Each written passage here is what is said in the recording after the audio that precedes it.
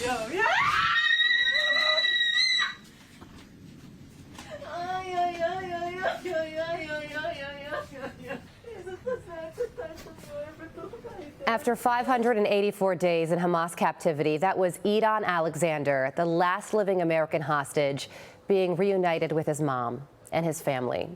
Idaan is expected to speak with President Trump on the phone today and will visit the White House later this month after he recovers. Moshe Lavi, whose brother-in-law Omri Moran is still being held hostage by Hamas, joins me now. Moshe, thank you so much for joining us. It's hard not to get emotional, right, watching the video of Idaan Alexander reuniting with his mother and his family. Does that moment, does his release give you renewed hope for the release of your brother-in-law? Yeah, it's so beautiful to see a mother embracing her son, and Yael has become such a good friend, her and Adi, Idaan's father, over the past 20 months, that I really, so relieved to see they have this happy moment of reunification. And it does give us hope. It gives us hope that we can push for the release of all the hostages. This is a milestone in renewing the negotiations, in renewing the trust between us and policymakers. And I think President Trump delivered a tremendous victory, and he's going to deliver more of those victories. Yeah, he certainly did, and we pray that he does. How important are these meetings that the president is going to have in the Middle East this week to you? I think they're imperative to find regional solutions that include the war in Gaza. We all understand that Hamas is a nefarious actor. We all understand that they should not be in power after the war. But as President Trump tweeted 2 days ago, he wants to see an end to this brutal conflict. He wants to see all the hostages returning home.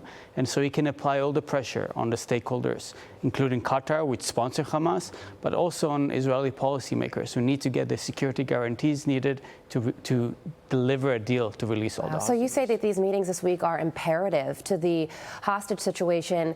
Playing in the background of this could potentially be a conversation of Israeli-Saudi normalization. What is the significance of that to you and your brother-in-law's situation? I think it will send a signal to all terrorists in the region that Israel is here to stay, Israel is part of the region, and that Israeli citizens should be accepted as members of the communities in the Middle East. And so I hope normalization will come, but it will not come until we'll commit ourselves to bring home everyone. So you're hopeful for normalization. Prime Minister Benjamin Netanyahu, he responded to Idaan's release saying, this was achieved thanks to our military pressure and the diplomatic pressure applied by President Trump. That combination is a winning formula. Do you believe that to be true?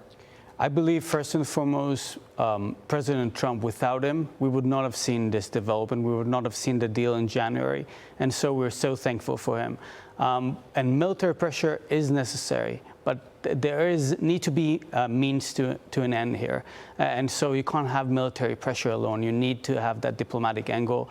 And the Trump administration, with the envoy, Steve Witkoff, has managed to deliver what the president wants, ending the war soon, and also bringing everyone home. So Omri has 2 little girls. How are they? How is your sister? It's been almost 600 days. Yeah, crazy to say it, nearly 600 days. Ronnie is 4 years old. She draws for her father. Only this weekend, she drew a heart, a colorful heart for her mother, and half of the heart was blackened because she said bad people are still holding her father hostage. Alma is 2 years old. She celebrated her birthday at the end of March. Just a week before Omri marked his 2nd birthday in captivity. She's starting to speak. She's starting to know that she doesn't have the father that other children in kindergarten has. They're all still displaced, but we are so strong as a family. We're embracing each other. We're supporting my sister Lisha, who's doing incredible work of advocacy in Israel and worldwide. And I'm here to speak on her behalf and to speak on behalf of Omri. He needs my voice so that policymakers understand he needs to return home, and that American people understand we know how much you pray for that moment he returns home. We certainly are. And Omri is being loved by you and your family from afar. And we do pray that that reunification comes very soon. Moshe Lavi, thank you so much for joining us this morning. Thank you. You're very welcome. Todd.